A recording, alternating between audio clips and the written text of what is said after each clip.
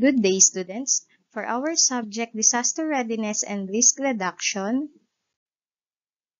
we will discuss basic concepts about hydrometeorological hazards. So, ito pong mga hydrometeorological hazards from the word hydro, ibig sabihin po water. So, ito yung mga natural processes or phenomena na pwede pong atmospheric, hydrologic, or oceanographic.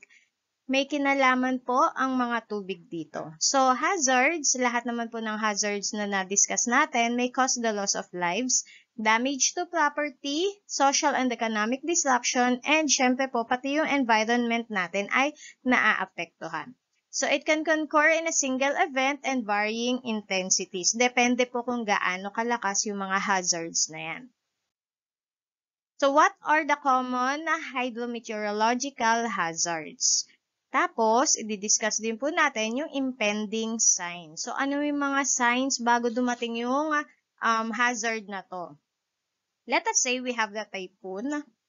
So, ayun. Ang typhoon po is a violent tropical cyclone na nabubuo po sa mga warm waters. So, north of the equator in the western Pacific Ocean. So, nandito po sa picture, yan ay illustration ng ating typhoon.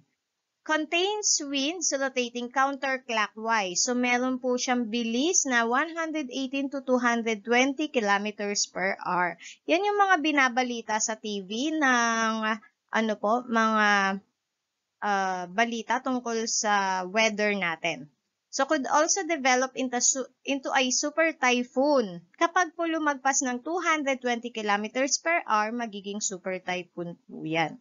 So, ano yung mga impending signs? Kapag nakita na po natin na merong increased ocean swell, so ayan po, dala yan ng strong winds. Yung incoming typhoon, pwede pong mag-cause ng swell ng mas mataas po sa 1 meter, so every 10 seconds. Tapos, habang lumalapit po doon sa dalampasigan, mas mabilis na po at mas mataas. So, changes in clouds. Syempre po, pag may typhoon, nagiging dark din po yung mga cumulus clouds yung makikita na natin sa ating sky bago magkaroon ng typhoon. Barometric pressure drop. So, yung atmospheric pressure po natin, pwede pong bumaba yan. Okay? The atmospheric pressure may start to drop. Mga 36 hours bago mag-landfall ang ating typhoon. Tapos, bababa yung atmospheric pressure hanggang sa dumating yung typhoon. And then, syempre, pag may pagbabago po doon sa wind speed, dahil nga po bumibilis po yung hangin dahil po sa pagbaba ng ating atmospheric pressure. So, ayan. Ang kailangan po gawin, syempre, kapag may typhoon, ay lumikas na po yung ibang mga tao, depende po sa lugar ninyo. So, another hazard po na common sa atin ay ang thunderstorm. So, ito po ay storm, maliit na storm, pero may lightning and thunder. So, minsan, mga 30 minutes lang po hanggang 1 oras, tapos mga maliit na area lang po yung nasasakop niya.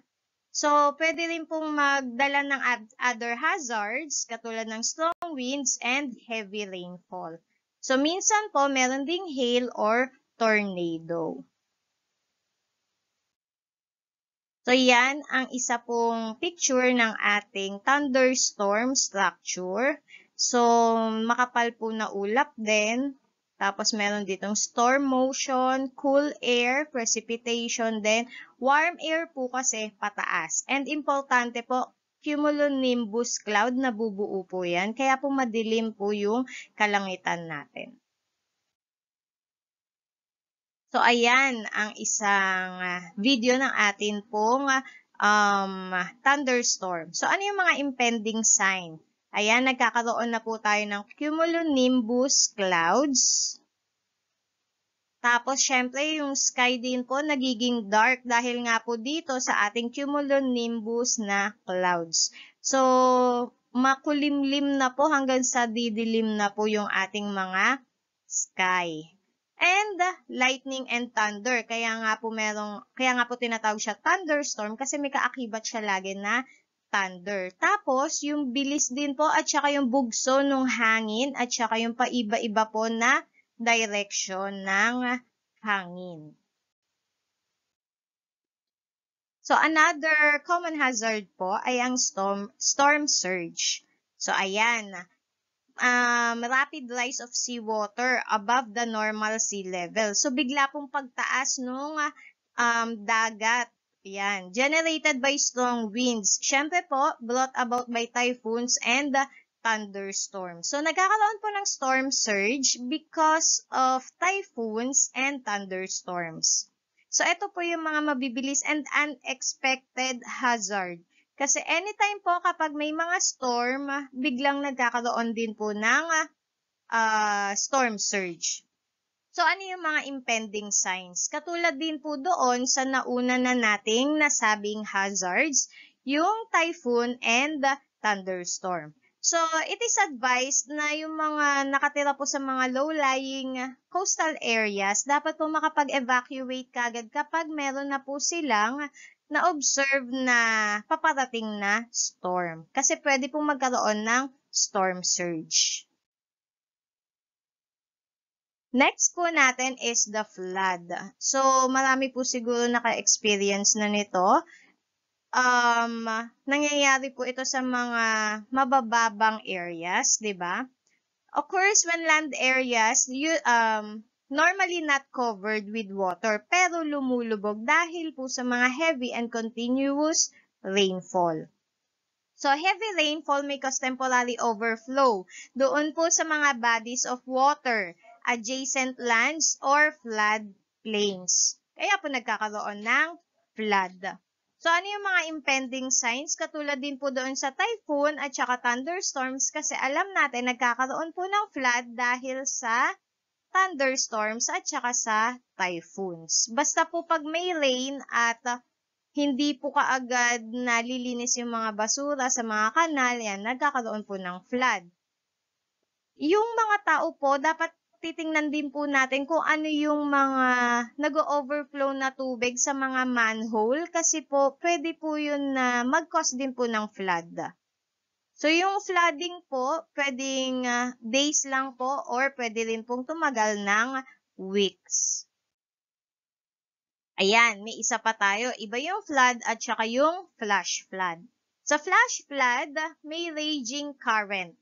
Isang klase ng flood, ang flash flood, nangyayari po kapag yung water level po ay tumaas dahil sa heavy rainfall. So, common yan along doon sa mga rivers, mountain canyons, coastlines, sa mga canal or creeks. Tapos, few minutes to a few hours lang po magkakaroon na ng flash flood.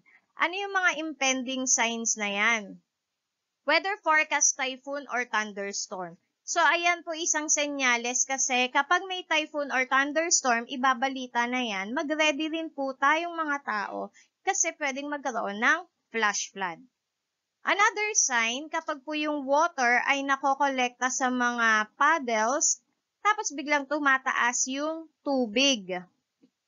Yung tubig din po kapag biglang naging muddy, ayan, katulad nung nandito sa video natin, may kasamang putik.